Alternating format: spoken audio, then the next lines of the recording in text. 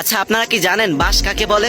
যদি না জানেন তাহলে মাত্র কয়েক সেকেন্ডের ভিডিও, পুরো ভিডিওটা দেখবেন, তাহলেই বুঝতে পারবেন যে বাঁশ কাকে বলে। কালকে আমি এক বন্ধুর সাথে ঘুরতে গিয়েছিলাম।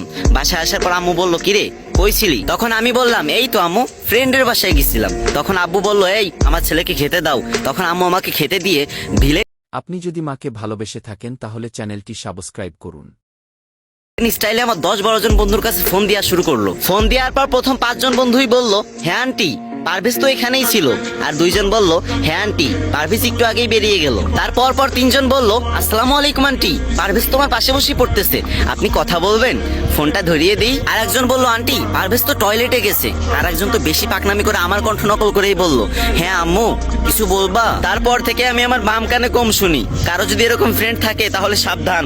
আমি বলছিলাম না তোমাদের বাঁশ কাকে বলে বলবো? এটাকে বাঁশ বলে না, এটাকে বলে আইক্কাওয়ালা বাঁশ।